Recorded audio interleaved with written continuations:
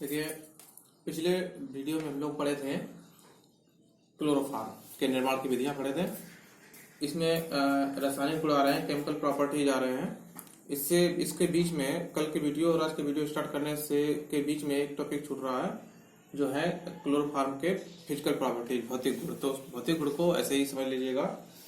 Chloroform क्या है? Chloroform रंगीन, मीठी गंध वाला ज्वलनशील द्रव है। ठीक है। इसके अलावा क्या है कि ये जल में जो है वो अविलेय होता है, लेकिन ईथर, एल्कोहल तथा अन्य कार्बनिक विलायकों में विलय होता है। क्लोरोफॉर्म की बास को सूंघने पर मूर्छा आती है, बेहोशी आती है, और इसलिए इसका प्रयोग निश्चेतक के रूप में किया जाता है। क्लियर। अब आइए केमिकल प्रॉपर्टीज में, रासायनिक गुण में सबसे पहले है हमारा ऑक्सीडेशन, ऑक्सीकरण।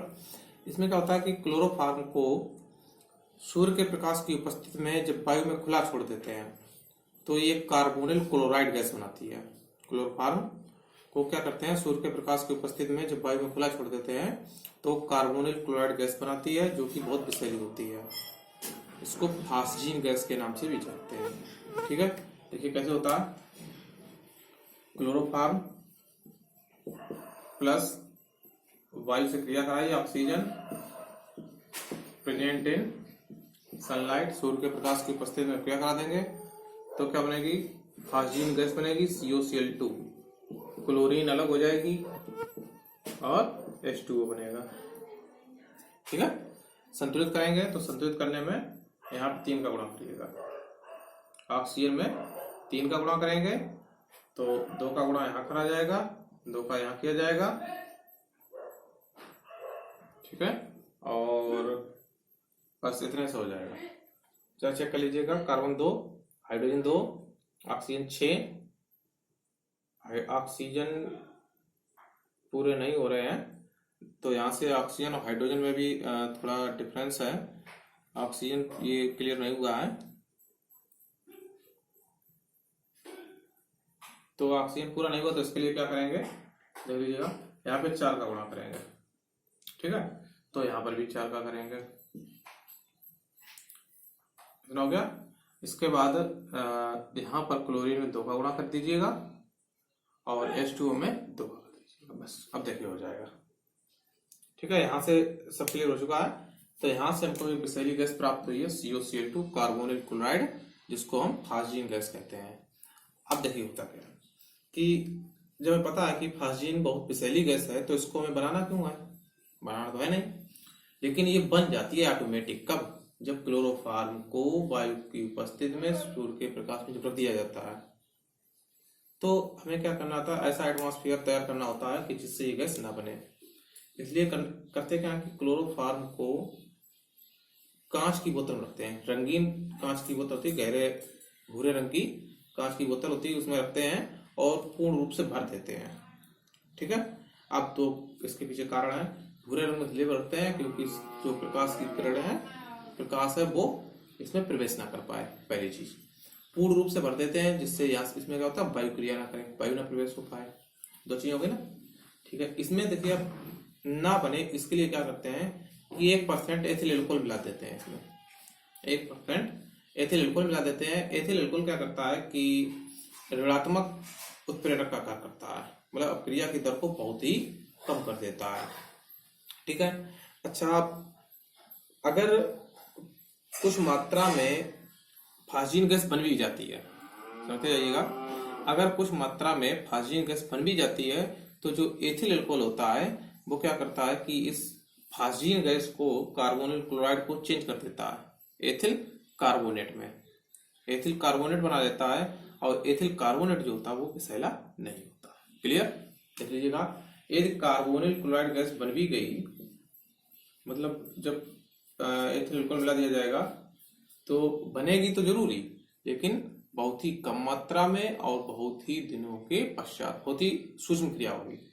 कार्बन क्लोराइड COCl2, इसमें क्या किया, एथिल एल्कोहल मिलाया गया C2H5OH। जब C2H5OH मिलाएंगे तो इसमें क्या हो जाएगा, C2H5 इधर साइड से लिख लिया जा रहा है, देख लो क्यों लिखा जा रहा है तो समझ में आ जाएगा, C2H5OH। ठीक है। अब यहां से क्या है कि इतना ये पार्ट तुम्हारा निकल करके प्रथम हो गया, ट्वाइस HCl निकल गया। जब ट्वाइस HCl निकल जाएगा तो हमारे पास बचेगा क्या, oxygen, double bond carbon, carbon से C2H5 और यहाँ से भी C2H5, बीच में ऑक्सीजन और रह गया ना, वो C2H5, ठीक है, plus twice HCl, twice HCl। ये जो बना है ये कार्बोनेट है, और कार्बोनेट का डेरिवेटिव है, एथिल द्वारा कार्बोनेट हुआ है, तो ये हो जाएगा तुम्हारा एथिल कार्बोनेट, एथिल कार्बोनेट।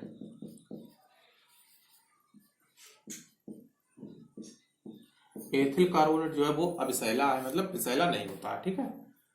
क्यों मिलाते हैं इसमें एथिल अल्कोहल, क्यों मिलाया गया, पता चल गया कि फाजिन गैस जो बनती है वो बहुत विषैली होती है, और हमें फाजिन नहीं बनानी है तो उसके लिए क्या करते हैं, 1% एथिल अल्कोहल मिला देते हैं, जो कि ऋणात्मक मंदक का कार्य या ऋणात्मक उत्प्रेरक का कार्य करता है, अपक्रिया की दर को कम करता है। और अगर फाजिन गैस बन भी रही है तो फाजिन गैस को परिवर्तित कर देगा किसमें, एथिल कार्बोनेट में, जो कि अविशैला होता है। क्लियर, ठीक है, ये तो हमारा ऑक्सीकरण था। नेक्स्ट है अपचयन। तो यहाँ से क्लोरोफॉर्म का अपचयन किस प्रकार का होता है उसको भी समझ लीजिएगा। इसके बाद आता है अपचयन। देखिए अपचयन क्या होता है कि क्लोरोफॉर्म को, समझ लीजिएगा, क्लोरोफॉर्म का अपचयन किया गया 3 प्रकार से होता है। क्लोरोफॉर्म का अपचयन जो होता है वो 3 प्रकार से होता है, समझ लीजिएगा। CHCl3 प्लस नवजात हाइड्रोजन और CHCl3 प्लस नवजात हाइड्रोजन। अब देखिए, यदि क्लोरोफॉर्म को जिंक और जलवाष्प H2O, यदि क्लोरोफॉर्म को जिंक और जलवाष्प के साथ अपचयन किया गया, अपचयन किया गया इसका, तो मेथेन गैस प्राप्त होती है, मेथेन CH4, और इसके साथ साथ HCl बनेगा। HCl तो बनेगा, चेक कर लीजिएगा एक बार। CH4 प्लस HCl, तो 3Cl3 है तो इसका 3HCl बनेगा। जब 3HCl कर देंगे तो यहाँ से ये पृथक हो जाएगा, ठीक है। अब यहाँ से देख लीजिएगा एक बार कि यहाँ से 3 का जब मल्टीप्लाई करेंगे तो Cl तो 3 हमारे पृथक हो गए। अब हमें हाइड्रोजन की अवस्था कितनी हुई, 4 और 3 7 की, यहाँ कितने 1 है तो इसका मतलब कितने लगेंगे 6, ये है, क्लियर हो गई, ठीक है। अब इसका क्या है कि इसमें ये जिंक और H2O के साथ जो क्रिया करी जाती है तो ऑप्शन होगा उबालने पर होती है, ठीक है, उबालने पर, ठीक है। अब क्लोरोफॉर्म का देखिए एक और है कि क्लोरोफॉर्म को अगर जिंक और HCl कैसा होना चाहिए, डाइल्यूट तन होना चाहिए, ठीक है। यदि क्लोरोफॉर्म को जिंक और HCl के साथ अपचयित करते हैं तब क्या होता है, मेथिलीन क्लोराइड बनता है। मेथिलीन क्लोराइड कह सकते हैं मेथिलीन, या फिर मेथिलीन डाइक्लोराइड होता है CH2Cl2, CH2Cl2, मेथिलीन डाइक्लोराइड या फिर methylene chloride plus HCl। Clear, इसका भी प्रोसेस में लीजिएगा। इसके प्रोसेस में तो सीधा सीधा दिख रहा है आपको, 2 नवजात हाइड्रोजन जोड़ दो, बस क्लियर हो गया, ठीक है। यदि क्लोरोफॉर्म को जिंक और एल्कोहलिक, यदि क्लोरोफॉर्म को जिंक और एल्कोहलिक HCl के साथ अपचयित करेंगे तो मेथिल क्लोराइड बनेगा, मेथिल क्लोराइड प्लस HCl, ठीक है। अब देखो इसमें क्या प्रोसेस है कि Cl 3 है, यहाँ पे Cl का भी पृथक पृथक है, ठीक है, हो गया 4 का गुणा करो, नवजात हाइड्रोजन कितने जोड़ो 4, और तो यहाँ कितने हो जाएंगे 2, 3 तो 5 हो गए, और क्लोरीन भी बराबर हो गया। तो इस प्रकार हमने अपचयन कर पाया क्लोरोफॉर्म का। क्लोरोफॉर्म का अपचयन जो होता है तो उसमें टोटल 3 विधियां होती हैं। एक तो होता है जब क्लोरोफॉर्म को जिंक और जलवाष्प के साथ उबाला जाता है तो ये अपचयित हो जाता है और अपचयित होकर बनता है मेथेन। अगर जिंक और डाइल्यूट HCl के साथ इसका अपचयन कराया जाता है तो बनता है मेथिलीन डाइक्लोराइड या फिर मेथिलीन क्लोराइड। जब क्लोरोफॉर्म को जिंक और एल्कोहलिक HCl के साथ अपचयित कराया जाता है तो बनता है मेथिल क्लोराइड। क्लियर हो रहा है, ठीक है। इसके बाद नेक्स्ट है, उसको समझिएगा, क्षारीय अपघटन। क्षारीय अपघटन, क्षारीय अपघटन क्या है कि हमारे पास क्लोरोफॉर्म है, क्लोरोफॉर्म का देखिए जब क्षारीय अपघटन है तो इसका मतलब कोई क्षार होगा, NaOH ले सकते हैं या फिर KOH ले सकते हैं। हमने यहाँ से NaOH ले लिया, ठीक है। क्लोरोफॉर्म जब इसका अपघटन करेंगे तो NaOH से क्रिया करा दी, और NaOH से हमने यहाँ पे KOH भी ले सकते थे, सोडियम हाइड्रोक्साइड के स्थान पे पोटेशियम हाइड्रोक्साइड भी ले सकते थे। तो देखिए दोनों में चेंज क्या हो जाएगा, ध्यान रखें, चाहे हम सोडियम हाइड्रोक्साइड लें या फिर पोटेशियम हाइड्रोक्साइड लें, दोनों का फॉर्मेट बनेगा। सोडियम लेते तो सोडियम का फॉर्मेट बनता, और KOH लेंगे तो पोटेशियम का फॉर्मेट बनेगा। सोडियम लिया तो सोडियम फॉर्मेट बनेगा HCOONA, क्लियर। इसके बाद सोडियम का क्लोराइड बनेगा NaCl और H2O बनेगा, ठीक है। अब इसको क्या करना है, बैलेंस करना है, संतुलित करना है। तो संतुलित करने के लिए Cl 3 परमाणु है तो NaCl में 3 का गुणा क्लियर होगा। जब 3 का हो गया तो सोडियम के 4 परमाणु हो गए, 4 हो गए तो यहाँ पे 4 होगा। ऑक्सीजन के 4 परमाणु हो गए, 2 ये हो गए, H2O में 2 का गुणा होगा। हाइड्रोजन हमारे पास 5 हो गए तो हाइड्रोजन 4 हो गए, 5 इस प्रकार यहाँ से हम संतुलित कर पाए, ठीक है। अगर यहाँ से पोटेशियम हाइड्रोक्साइड होता तो रिएक्शन होती CHCl3 plus 4KOH, reaction HCOOK, potassium formate बनता, potassium formate plus 3KCl plus 2H2O, clear. चलिए नेक्स्ट है क्लोरीन से क्रिया करा दीजिएगा। क्लोरीन से क्रिया, तो क्लोरीन से क्रिया आपको पता है मेथेन वाली प्रतिस्थापन क्रिया। क्लोरोफॉर्म में ये नेक्स्ट है क्लोरीन से क्रिया, ध्यान रखेंगे ये तीन, ये 2 अलग थी, ये अलग है, इसमें ये क्लोरीन से क्रिया है। तो क्लोरीन से क्रिया क्या है, क्लोरोफॉर्म में जो क्लोरीन की अपने क्रिया कराई वही प्रेजेंटेड सनलाइट। तो यहाँ से क्या हो जाएगा, एक हाइड्रोजन एक Cl के साथ पृथक हो जाएगा, और एक जो Cl बचा वो उसमें प्रवेश कर जाएगा, CCl4 बनेगा, carbon tetra chloride plus HCl, बिल्कुल सिंपल सी रिएक्शन, ठीक है। नेक्स्ट आ रहा है एसीटोन से क्रिया। इस रिएक्शन को समझिएगा, एसीटोन से क्रिया बहुत ही इंपॉर्टेंट। एसीटोन से क्रिया CH3COCH3, देखो इसकी जो रिएक्शन है वो स्ट्रक्चर के आधार पे बनती है, और स्ट्रक्चर के आधार पे ही बनानी चाहिए। CH3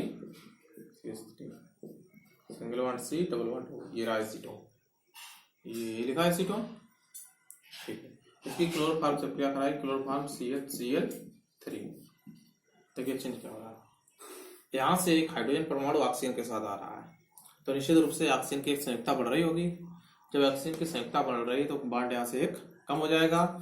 जब यहाँ से बॉन्ड कम हो जाएगा तो इस कार्बन की संयुक्ता कम हो जाएगी, और कार्बन की संयुक्ता जो कम होगी उसको पूरा कौन करेगा, जो यहाँ से हाइड्रोजन निकलने के बाद जो समूह बच जाएगा वो जोड़ दिया जाएगा। तो क्या हो जाएगा, CH3 C single bond OH और सिंगल बॉन्ड CCl3, क्लियर। यहाँ से H इधर आ गया, OH हो गया, जो बचा वो C के साथ कार्बन साथ जोड़ दिया गया। तो ये था एसीटोन, ये था क्लोरोफॉर्म, दोनों को मिला दिया गया। क्लोरोफॉर्म एसीटोन को आधा इसका क्लोरीटोन, क्या बनेगा, क्लोरीटोन बनता है।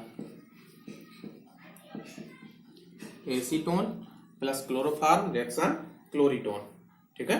क्लोरोफॉर्म एसीटोन क्लोरीटोन इंपॉर्टेंट रिएक्शन है, इसको ध्यान रखेंगे। इसका नेक्स्ट है नाइट्रिक अम्ल से क्रिया। नाइट्रिक अम्ल से क्रिया, देखिए नाइट्रिक अम्ल से क्रिया क्या है, नाइट्रिक अम्ल से सीधा सीधा है NO2 ग्रुप जुड़ जाएगा और H2O जो होगा वो पृथक हो जाएगा, ठीक है। तो क्लोरोफॉर्म था हमारे पास CHCl3, इस पे हमने क्या किया, नाइट्रिक अम्ल की क्रिया कराई HNO3 की। तो इसमें देखिए किस प्रकार करेंगे, क्लोरोफॉर्म यहाँ से हमारे पास था, क्लोरोफॉर्म में हमने नाइट्रिक अम्ल की क्रिया कराई। तो नाइट्रिक अम्ल की क्रिया कराने से यहाँ से देखो OH निकाला हमने, क्या निकाला OH, तो क्या बचेगा NO2 बचेगा, और H यहाँ से निकाल दिया, H2 निकल गया, तो बचा क्या CCl3, हाइड्रोजन चला गया, यहाँ से OH चला गया, तो यहाँ से बचा NO2 प्लस जो H और OH मिलकर निकाला वो H2O, इतना हमारे पास शेष रह गया। इसको कहेंगे क्लोरोपिक्रिन, क्लोरोपिक्रिन, क्लोरोपिक्रिन, ठीक है। और इसी को हम दूसरे नाम से जानते हैं नाइट्रोक्लोरोफॉर्म, ठीक है। इसी को नाइट्रो क्लोरोफॉर्म कहेंगे और इसी को क्लोरोपिक्रिन भी बोलते हैं। ठीक है, ये भी इंपॉर्टेंट क्रिया है इसलिए क्योंकि इसमें जो क्लोरोपिक्रिन है इसका प्रयोग जो होता है वो अश्रु गैस में एक अवयव के रूप में किया जाता है। ठीक है, अश्रु गैस नहीं है, अश्रु गैस में एक अवयव के रूप में इसका प्रयोग किया जाता है। और ये क्लोरीटोन होता है, क्लोरीटोन का प्रयोग जो होता है वो औषध में किया जाता है। ठीक है, नेक्स्ट है कार्बिलेमिन अपक्रिया। देखिए कार्बिलेमिन अपक्रिया क्या है, ये भी इंपॉर्टेंट है कि जब क्लोरोफॉर्म को किसी प्राइमरी एमीन माने NH2 ग्रुप आना चाहिए एमीन वाला।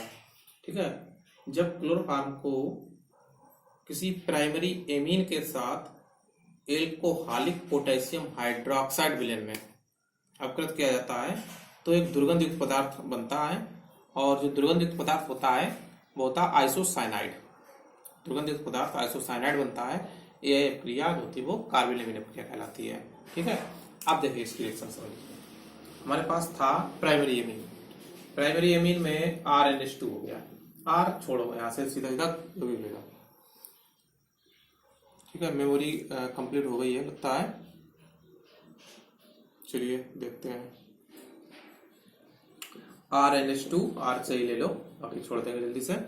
Chloroform plus alcoholic potassium hydroxide reaction करा दो। रिएक्शन कराने से RNC बनेगा, दुर्गंधित पदार्थ आइसोसाइनाइड बनता है, प्लस यहां से पोटेशियम का क्लोराइड बनेगा KCl प्लस H2O बनेगा। ये मुख्य चीज है दुर्गंधित पदार्थ आइसोसाइनाइड। ठीक है, यहां से संतुलित कर लेंगे।